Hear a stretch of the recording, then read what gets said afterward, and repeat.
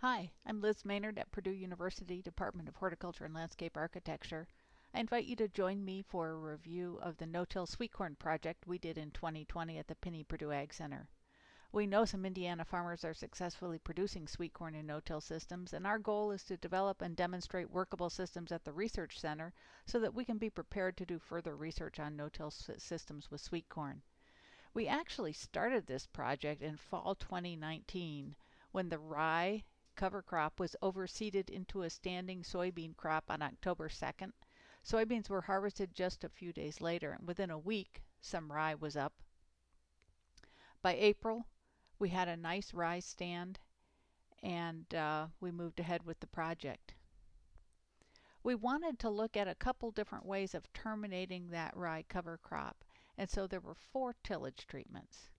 For comparison, we included a conventional treatment, or bare, and in that one the rye was killed by tillage in April, and the soil worked several times before planting.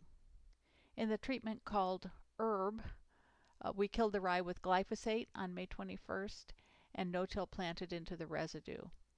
We included 2,4-D with the glyphosate to control the weed mare's tail. In 2 treatments, we killed the rye with a roller crimper. In the R post treatment, we planted into standing rye and then roller crimped after planting.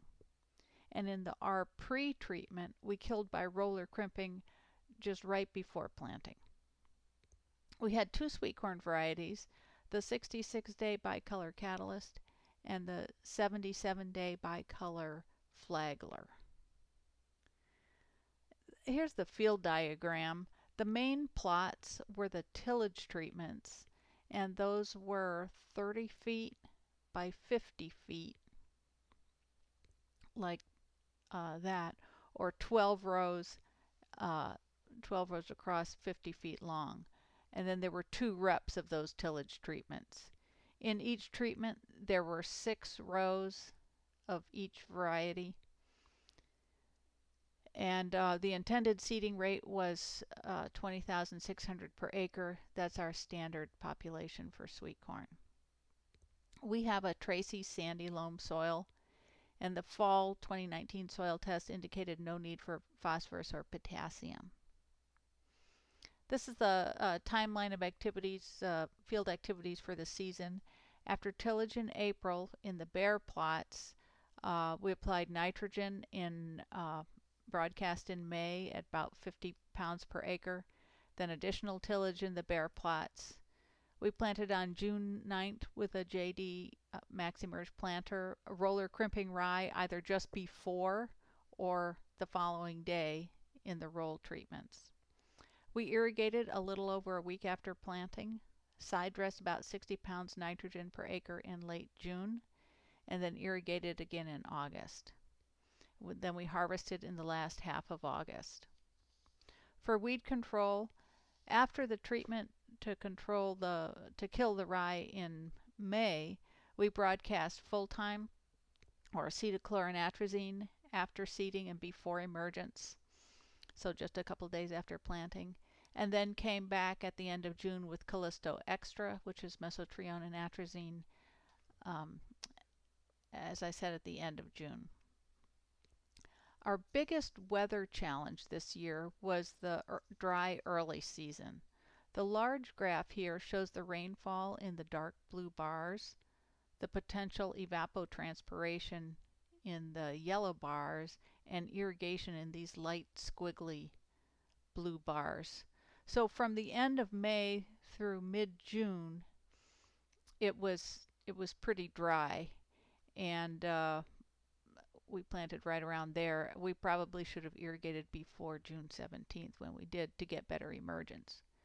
We had several periods of rain in July, then it dried up in early August, and so we put irrigation on to help get that the later variety into harvest.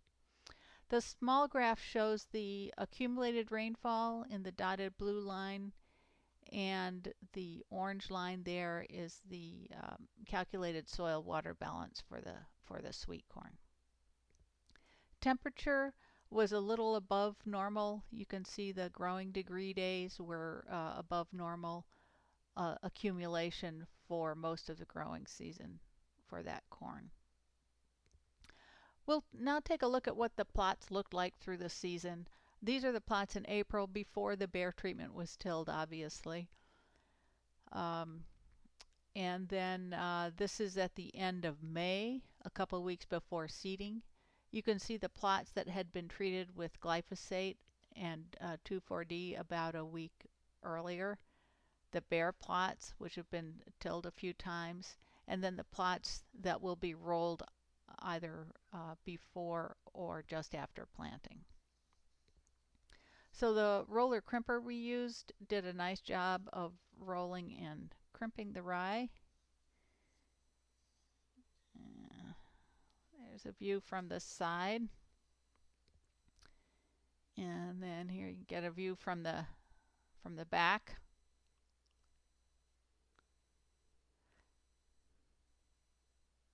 So some of the plots we did that before seeding, and some we did just the right after seeding.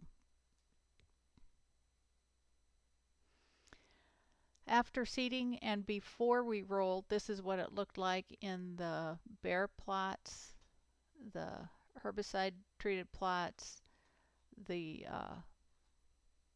roll post plots where we were going to roll after seeding, and the roll pre plots where we roller crimped first and then seeded.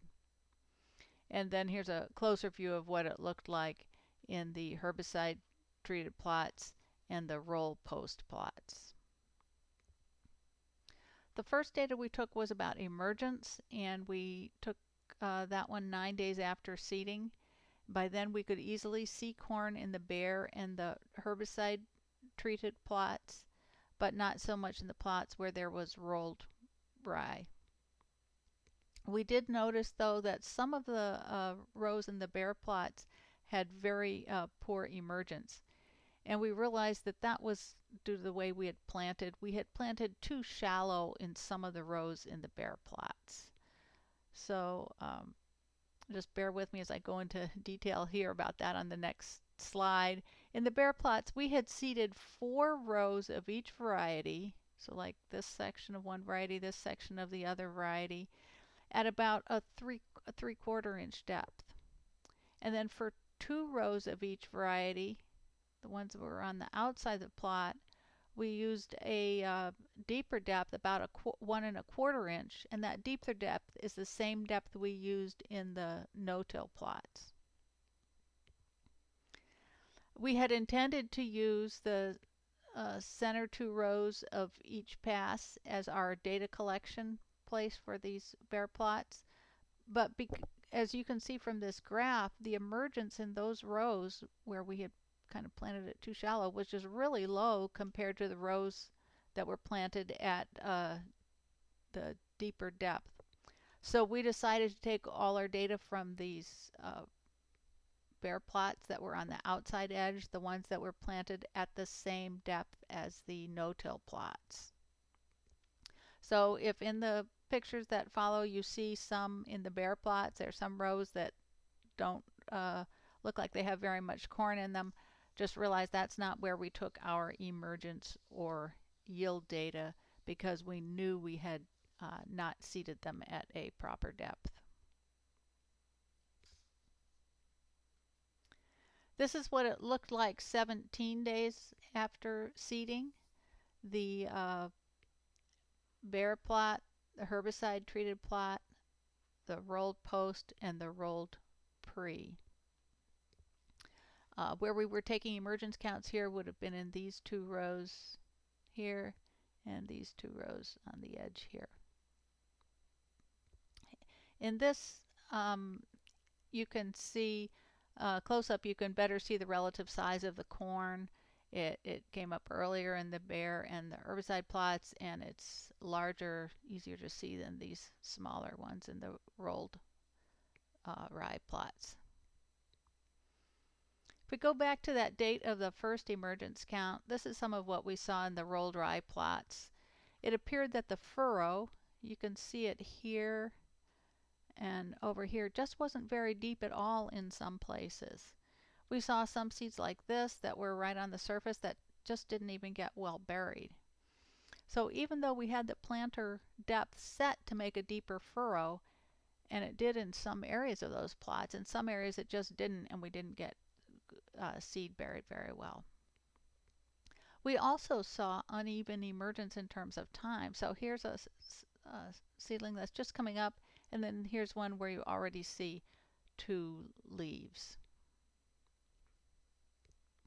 The other thing we saw in the Rolled Rye plots was a lot of armyworms. Here we've got one here, there's one curled up by the side of that seed. Here's another one right there. And the table that I've got on here is the pheromone trap report for the armyworm moths for 2020. This came out of the Purdue Pest and Crop newsletter in entomology.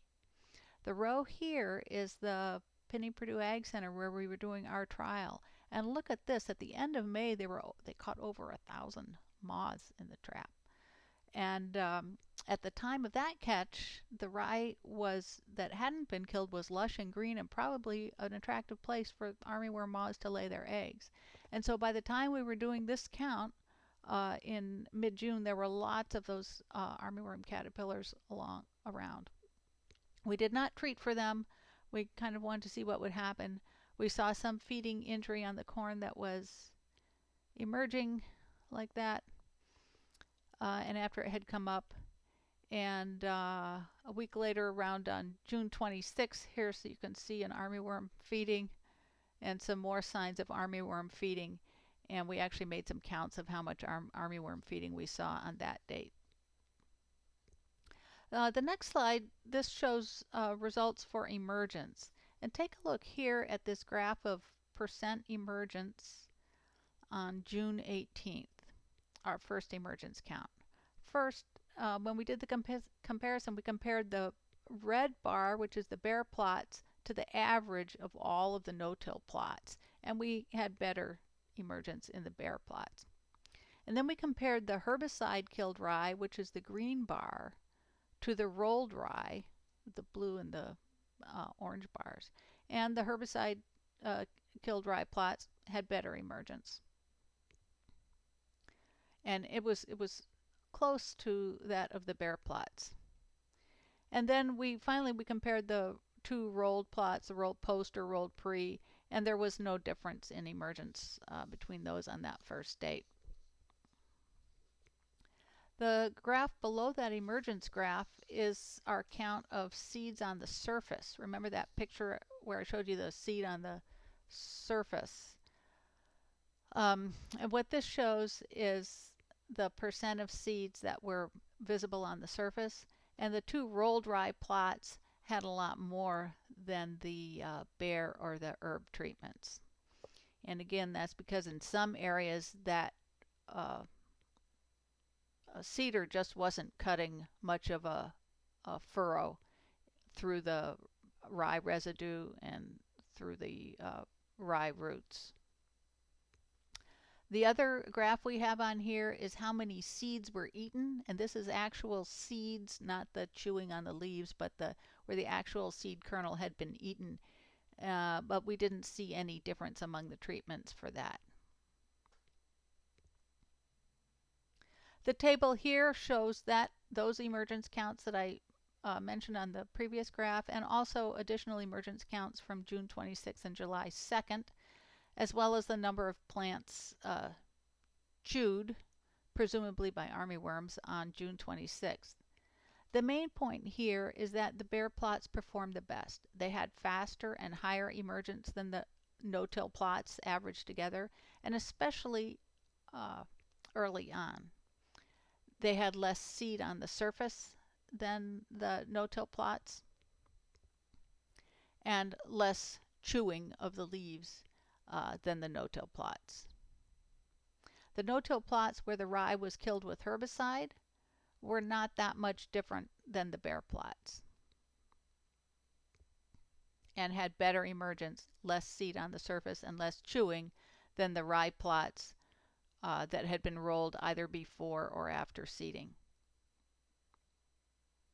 And it didn't really matter whether we rolled the rye before or after seeding, except that more corn was chewed in the rye that was rolled after seeding. So this is chewing on plants that have come up, presumably by the armyworms. Between the two cultivars, Catalyst and Flagler, there wasn't much difference in any of these measurements that we took about emergence. Now these differences in emergence is something that we saw the effect of throughout the season as we watched the corn grow. I mentioned that we used the herbicide Callisto Extra at the end of June, and about a week after that we saw bleaching symptoms, which you can see here in these photos on the corn, and we attributed that to the herbicide. We rated the severity of those symptoms. And just to remind you, in these plots where you see very little corn, that's not where we were taking our emergence or yield data. We took that from the rows where there was more corn there in the bare plots. This is the second rep of the treatments, just showing the some of the bleaching symptoms that we saw. These are the results of the bleaching symptom ratings. We saw that there was more bleaching in the bare plots than and the corn in the rolled rye plots had the least bleaching, and then that herbicide treated rye plots were intermediate. Remember, the corn in the bare and the herbicide treated rye plots had generally come up earlier and was generally larger than in the plots with the rolled rye, so I suspect that might be related to the greater amount of bleaching. That larger corn probably received a higher dose of the herbicide right in the whirl. There was no clear difference between the varieties in the amount of bleaching. About a week after that, those ratings were taken, we had hail, and you might be able to see some tattered leaves and some dings on the stalks in this photo.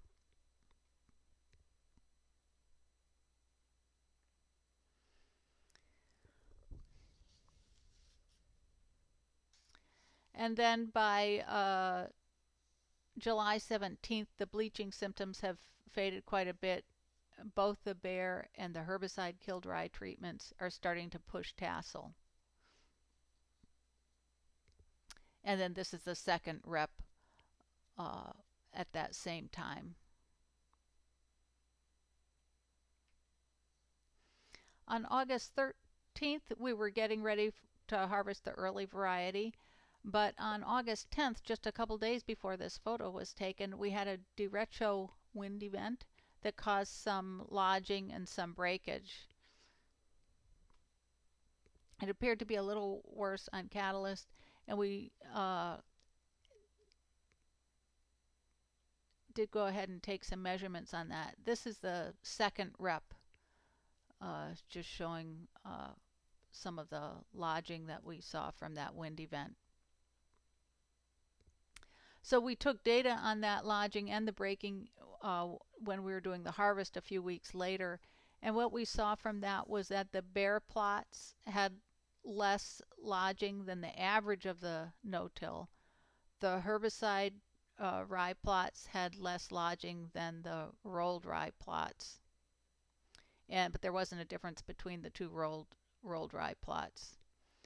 We didn't see any difference in the percentage that was actually of stalks that were actually broken, but we did see that Catalyst had both more lodging and more breakage than Flagler. These close-ups down the rows that were taken on August 13th perhaps give a sense of the amount of residue on the surface and the level of weed control. We felt we had pretty decent weed control. We didn't cultivate these plots at all after planting. So this is the bare soil treatment. This is the herbicide treated rye, and you can see some residue there, but it's not nearly as much as the amount of residue that's in the either of the plots where the rye was roller crimped. The other thing to note is that we had some volunteer rye. You can see it coming up here in this photo. That was emerging out of the heads of the rye that had been rolled.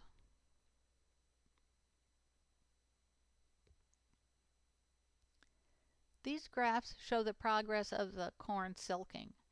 Once the plant started to silk, we counted how many plants were showing silk in each plot, and that's what you see on the y-axis, the percent of plants that have showed a little bit of silk. The top graph here is Catalyst, and the bottom is Flagler. The blue lines are the bare treatments. The dotted red lines are the treatments where the rye was killed with herbicide, and the green and the purple lines are the treatments where rye was killed by rolling either after planting or before planting. I think you can see that for both varieties, the bare plots silked first, then the plots where the rye was killed with the herbicide, and then the plots where the rye was rolled.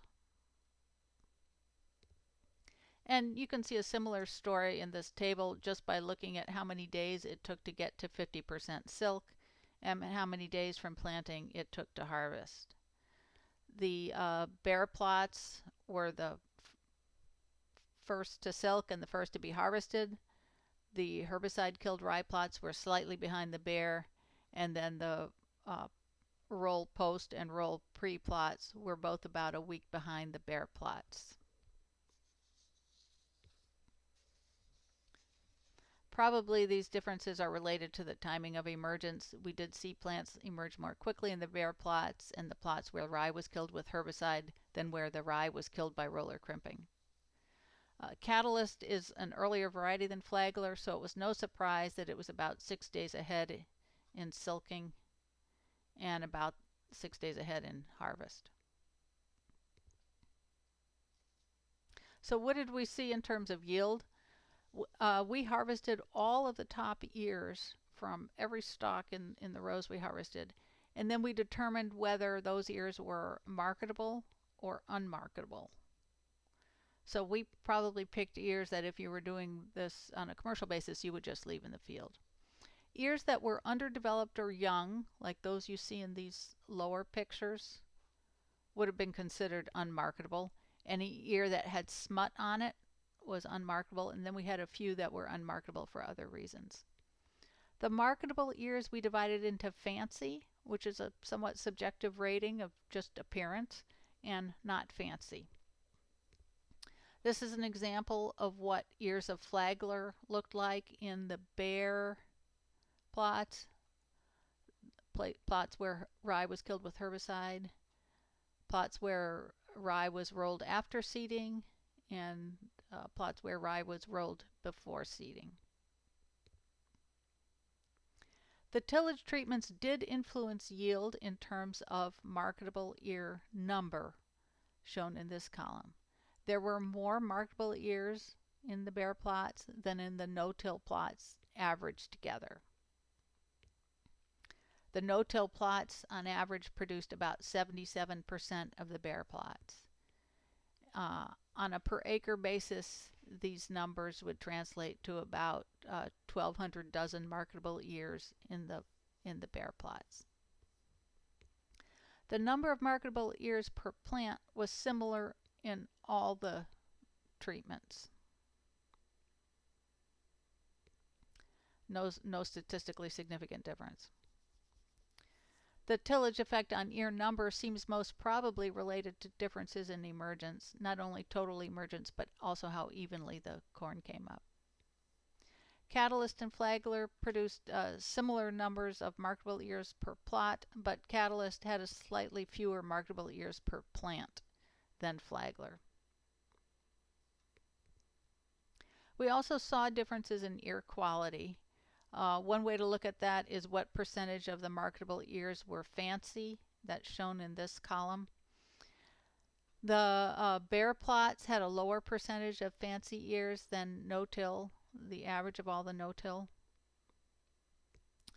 And the rye that was rolled after seeding had the highest percentage of fancy ears out of the marketable.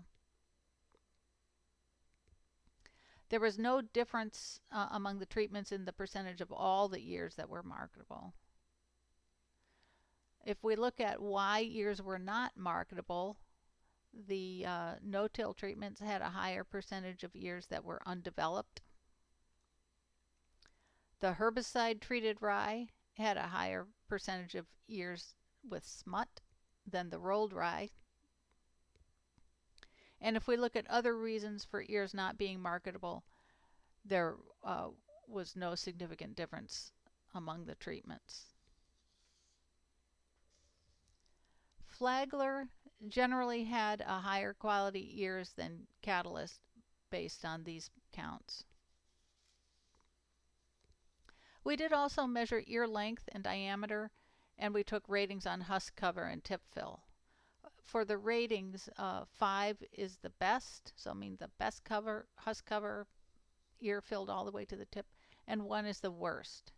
In terms of ear length, the big difference we saw was that where we rolled the rye before seeding, the ears were shorter than when we rolled the rye after seeding.